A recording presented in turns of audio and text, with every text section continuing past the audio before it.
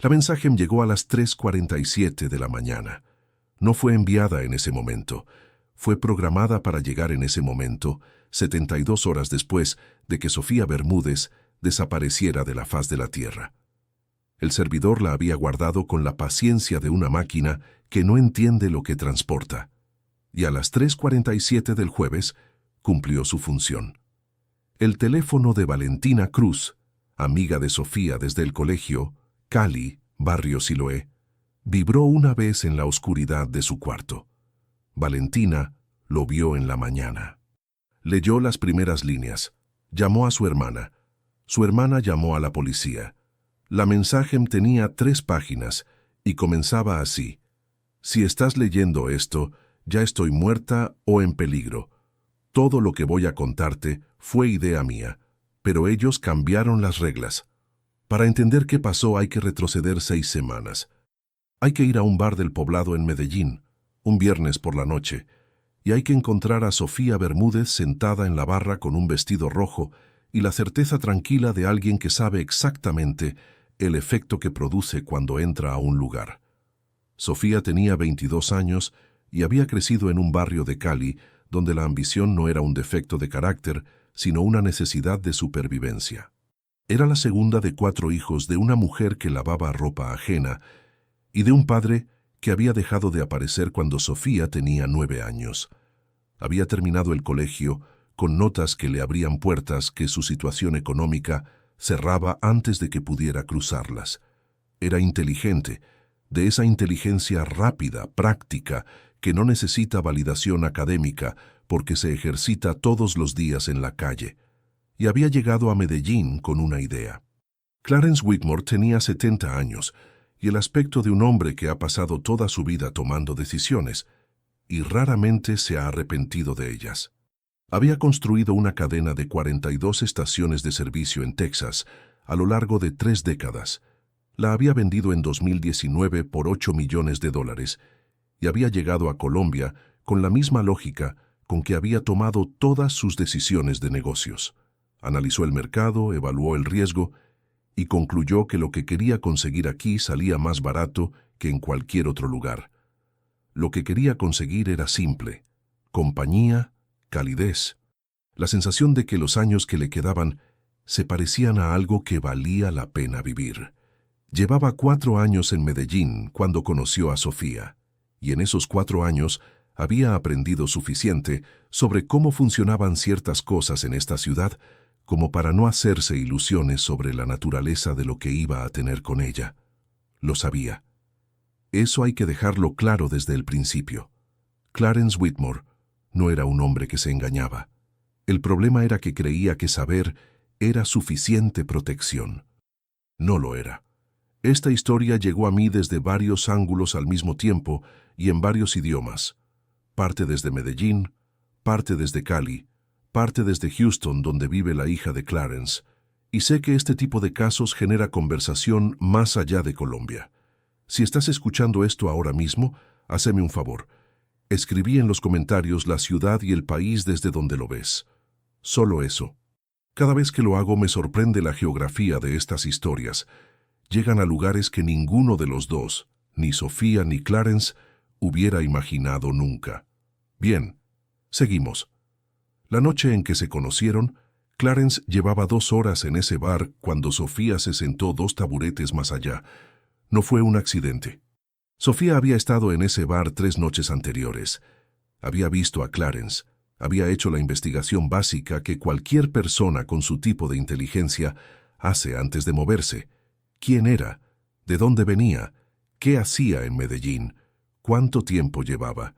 Lo que encontró fue suficiente para decidir que valía la pena la inversión de tiempo. Clarence se acercó primero, como ella sabía que iba a hacer. Hablaron 2 horas. Él pagó todo. Ella lo dejó pagar sin hacer el gesto de buscar la billetera que algunas mujeres hacen para parecer independientes. No tenía tiempo para teatro. Cuando se despidieron, Clarence le preguntó si podía llamarla. Sofía le dio su número real. Eso también era parte del cálculo.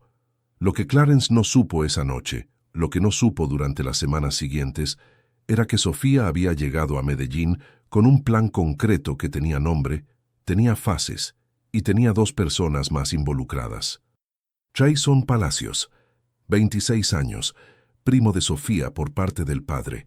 Historial de problemas menores con la policía en Cali, nada grave, nada que hubiera escalado. Un hombre que necesitaba dinero con la urgencia de alguien que ha tomado malas decisiones durante años y busca una salida rápida. Mauricio Palacios, 29 años, hermano mayor de Jason. Más frío, más calculador, menos impulsivo en la superficie. Más peligroso por eso mismo.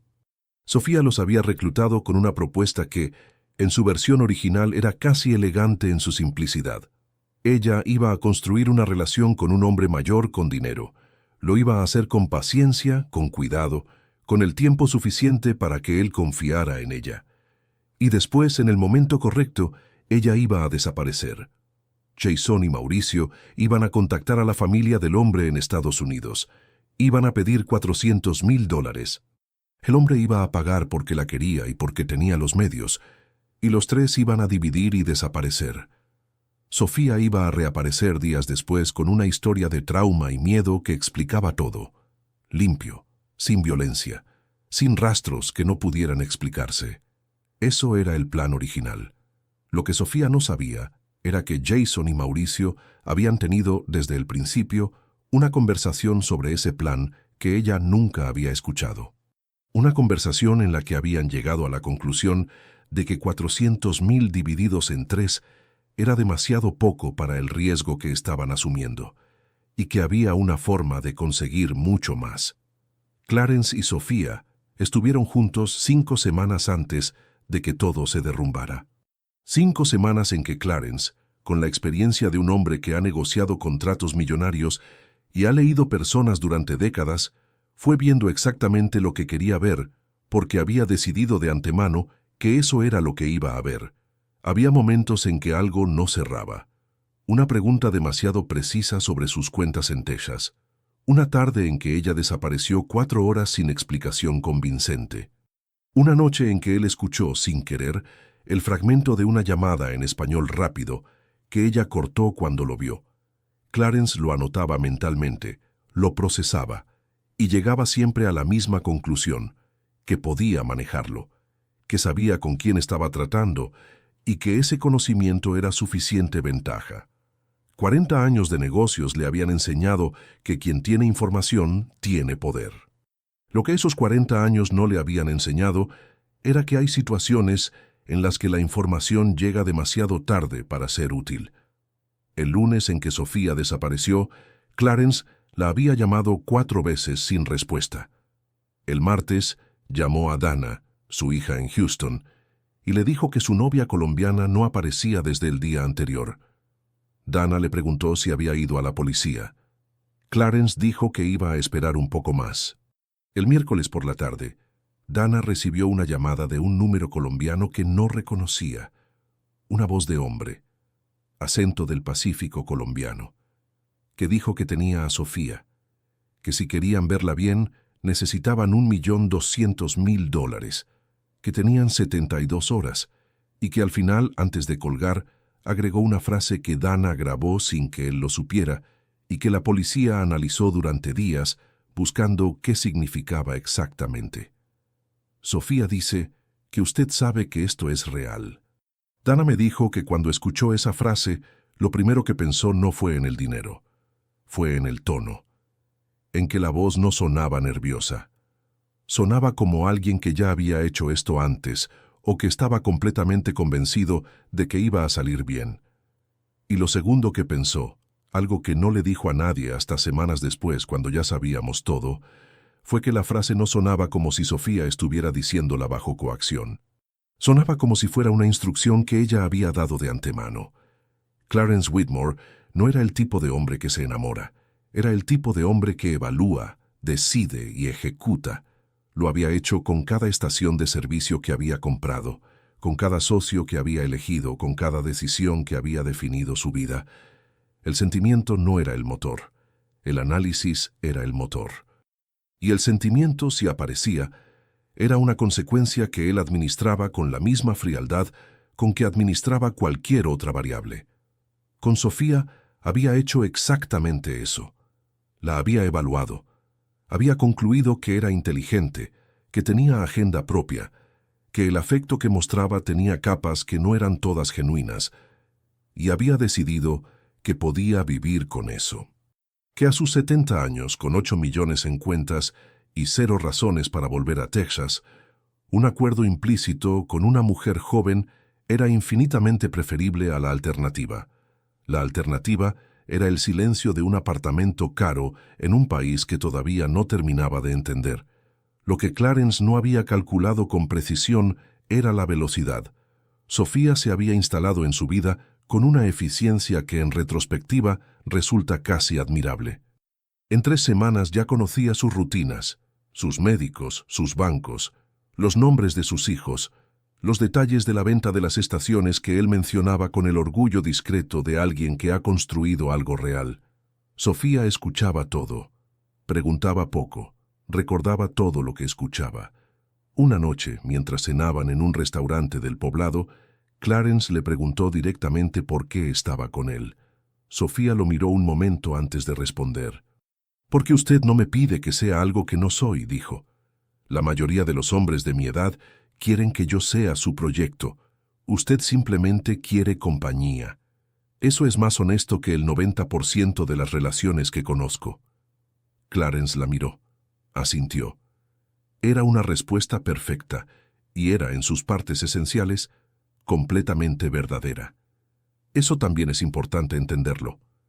Jason y Mauricio llegaron a Medellín la 3ª semana, no al apartamento de Clarence, a un hostal del barrio Laureles, pagado en efectivo, registrados con sus propios documentos porque Sofía les había dicho que lo más peligroso era acumular irregularidades antes de que hubiera algo que justificara el riesgo. Sofía los visitó 2 veces esa semana, siempre en taxi, siempre pagado en efectivo, siempre con una historia preparada por si Clarence preguntaba dónde había estado. En la segunda visita, Sofía les dio la actualización que ellos esperaban. Clarence tenía acceso líquido a aproximadamente $2 millones en cuentas colombianas y americanas. El resto estaba en fondos de inversión que tardarían días en moverse. Jason preguntó cuándo. Sofía dijo que necesitaba 2 semanas más, que todavía no tenía suficiente confianza establecida para que el pago del rescate pareciera creíble sin levantar sospechas inmediatas. Mauricio escuchó sin decir nada durante toda la reunión. Eso debería haberle dicho algo a Sofía. El silencio de Mauricio nunca era neutral. Si esta historia ya te tiene con preguntas que no podés resolver todavía, este es el momento de suscribirte y dejar tu like. Lo que viene, lo que Jason y Mauricio acordaron sin decirle a Sofía, lo que Clarence descubrió demasiado tarde y lo que una mensaje programada reveló 72 horas después de que todo terminó, cambia completamente lo que crees saber hasta acá. Seguimos.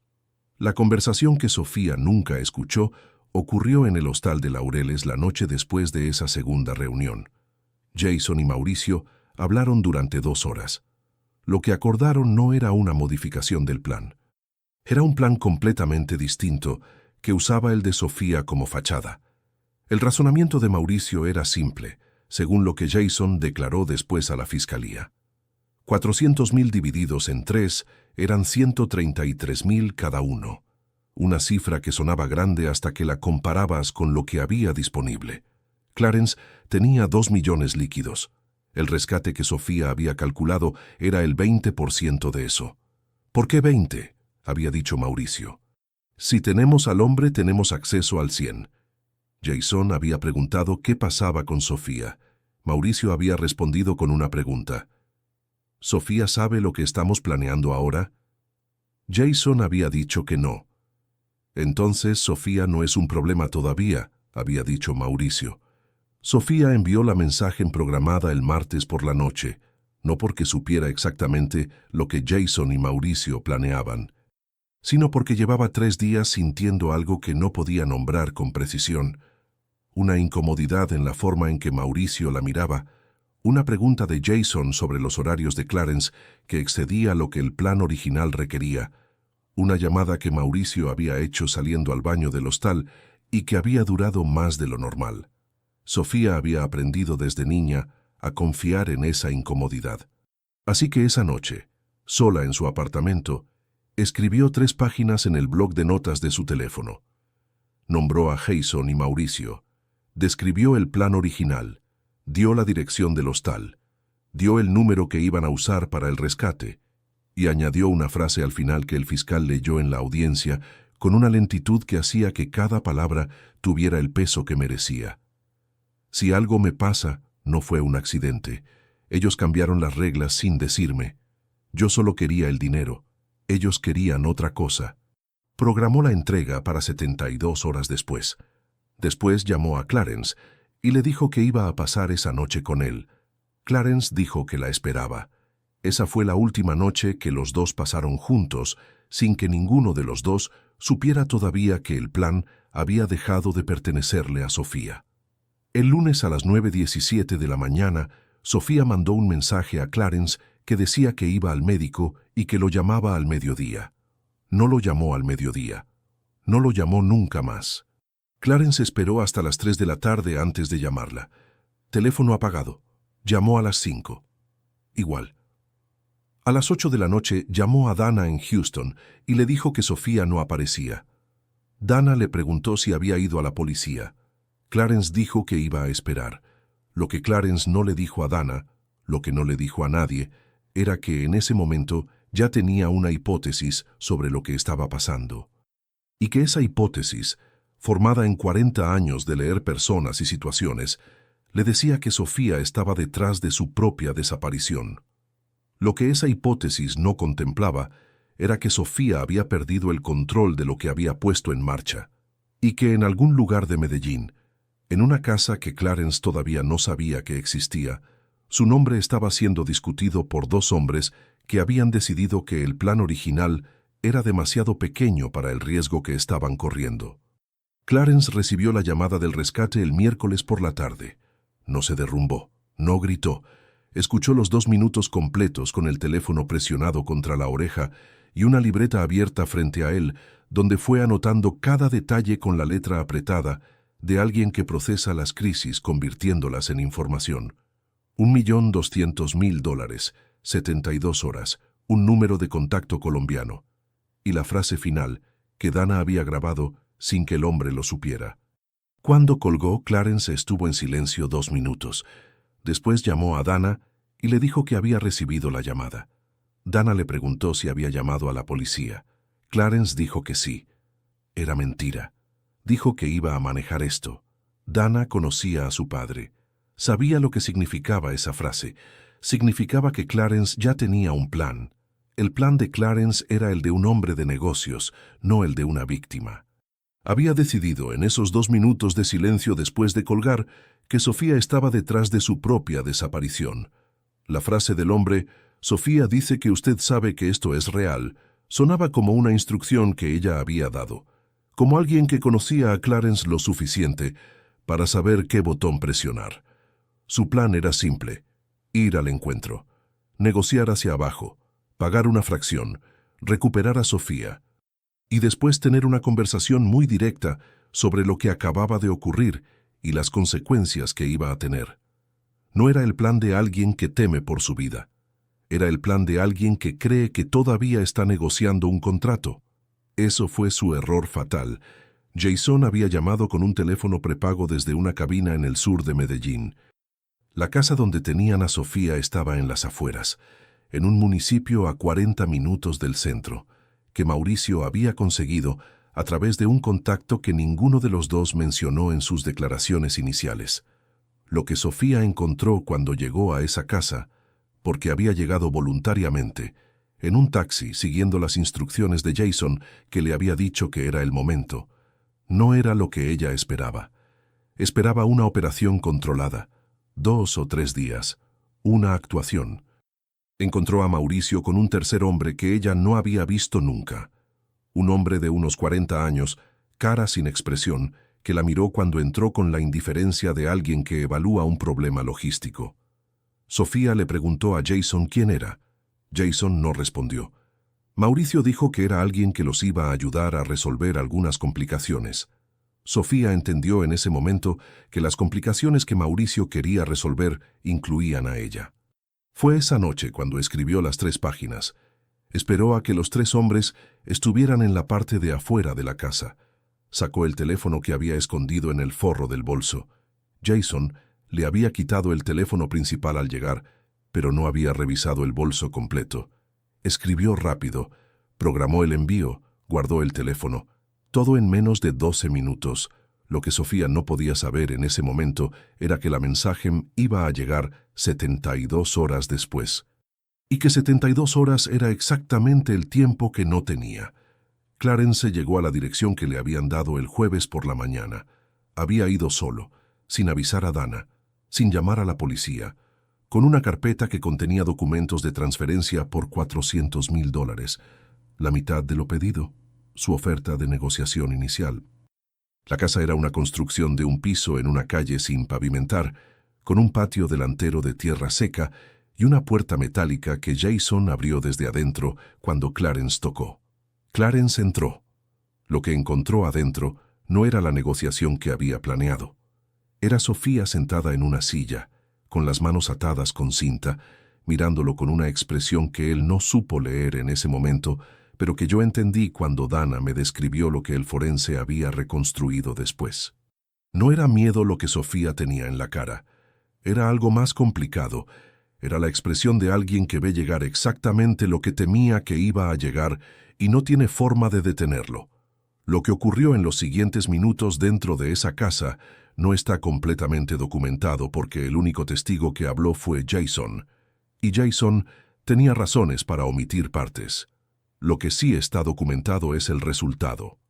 Clarence Whitmore, 70 años, con una historia cardíaca que su médico en Medellín había monitoreado cada 6 meses, sufrió un infarto dentro de esa casa.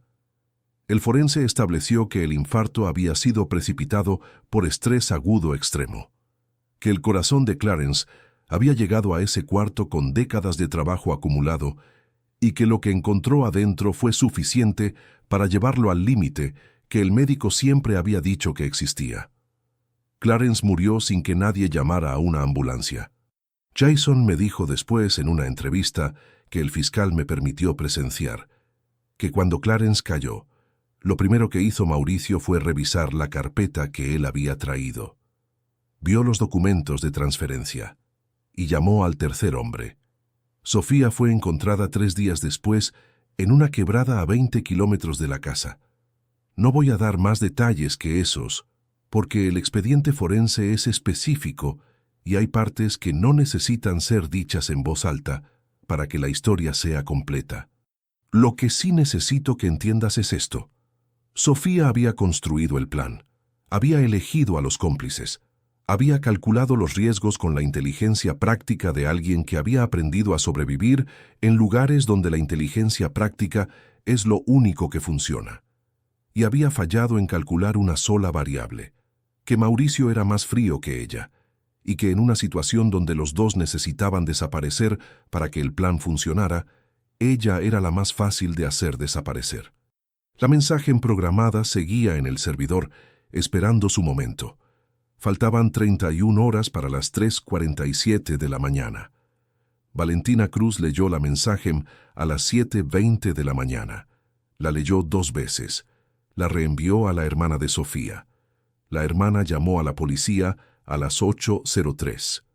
El detective Ospina, a cargo del caso desde que Dana Whitmore había reportado la desaparición de su padre 2 días antes, recibió la notificación de la mensaje mientras revisaba los registros telefónicos del número que había hecho la llamada del rescate. Leyó las 3 páginas en su oficina con la puerta cerrada. Después llamó a su supervisor. Después llamaron a la fiscal.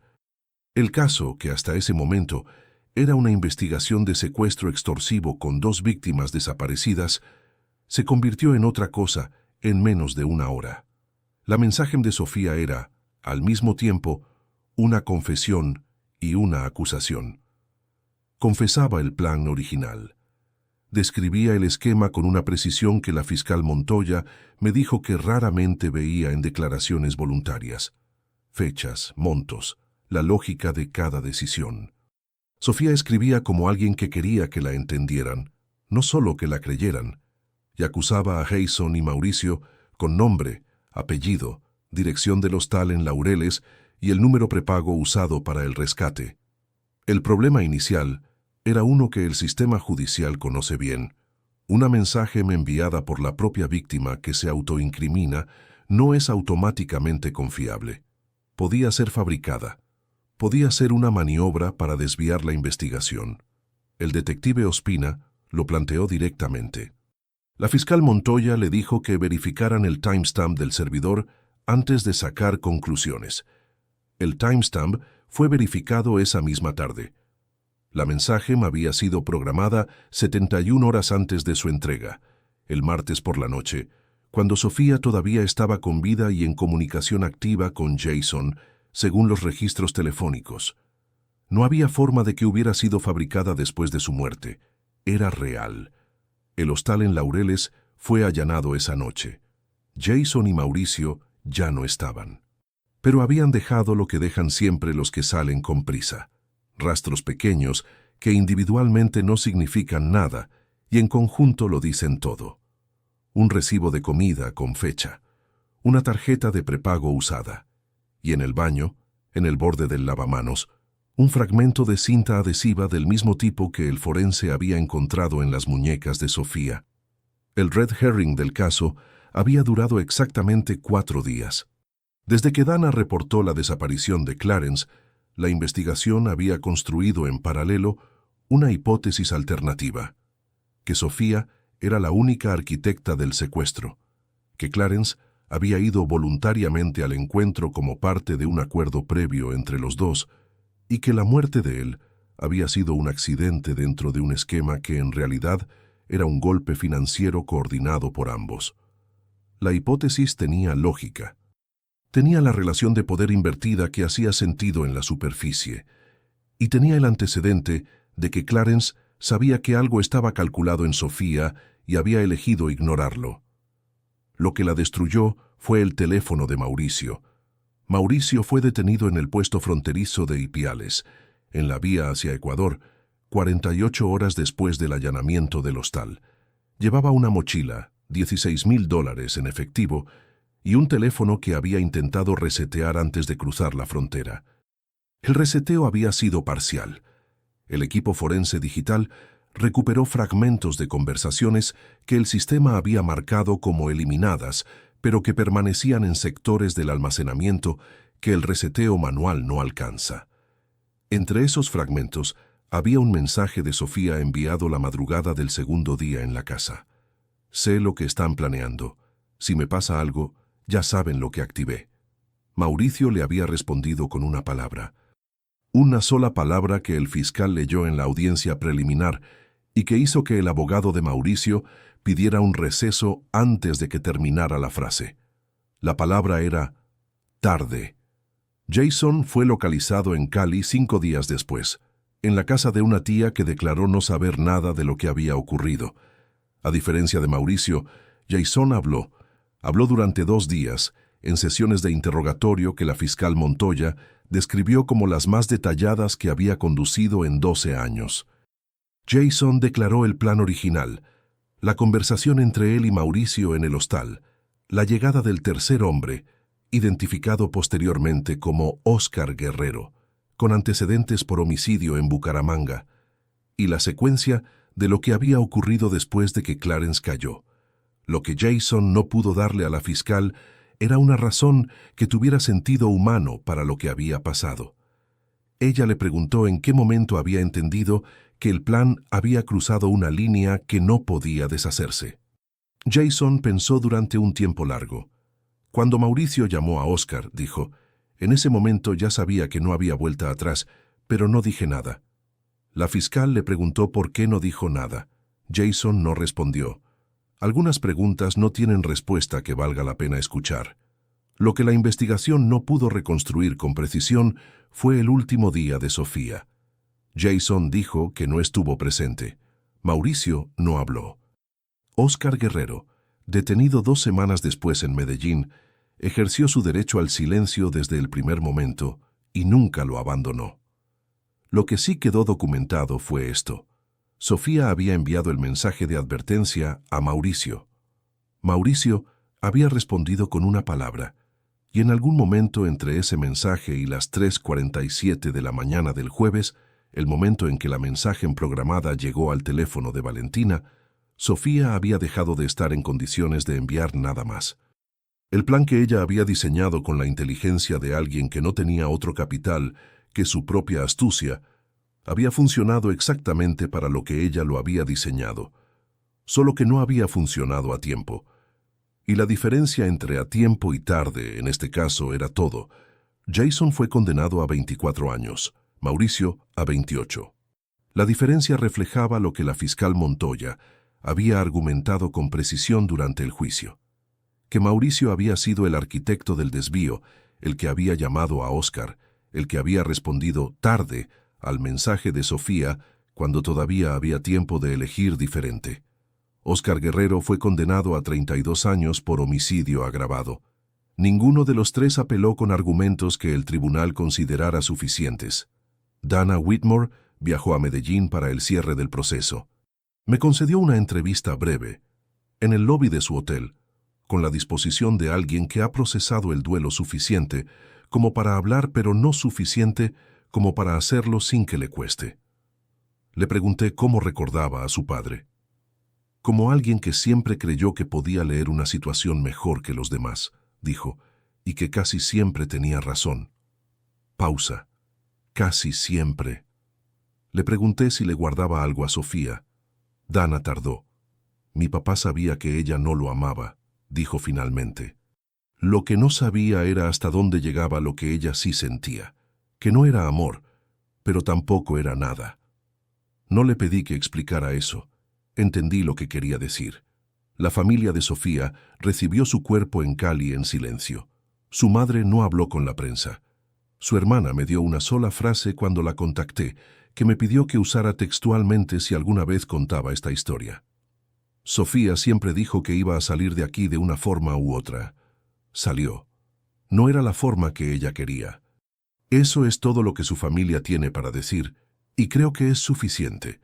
Pienso en este caso con una incomodidad particular, no porque Sofía sea una víctima simple, no lo era, y ella habría sido la primera en rechazar esa descripción, sino porque hay algo en la lógica de lo que construyó que resulta casi inevitable cuando lo ves desde adentro de las circunstancias que la formaron.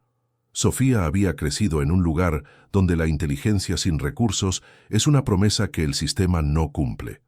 Había encontrado una salida que usaba lo único que tenía, y había fallado en calcular que los hombres que eligió como herramientas tenían sus propios planes, su propia aritmética, su propia decisión sobre quién era prescindible. Clarence había fallado en calcular que conocer el peligro no es lo mismo que estar protegido de él. Los dos pagaron el mismo precio por errores de cálculo distintos. Eso no los hace iguales, pero los hace humanos de una manera que ningún expediente captura del todo. Si llegaste hasta acá, ya sabes que estas historias no tienen héroes ni villanos limpios. Tienen personas tomando decisiones con lo que tienen en los contextos que les tocaron, y a veces esas decisiones se cruzan de formas que no tienen solución posible. Suscríbete al canal si todavía no lo hiciste, y deja tu like. Cada historia que cuento existe porque alguien decide seguir escuchando hasta el final. El próximo caso ya está listo. Y esta vez la persona que menos sospechas tendrías nunca resultó ser la que lo organizó todo. Hasta entonces, soy el investigador Torres. Él tenía 70 años y creyó que la experiencia era escudo. Ella tenía 22 y creyó que la inteligencia era suficiente. Los dos se equivocaron de la misma manera, subestimaron lo que el otro era capaz de hacer.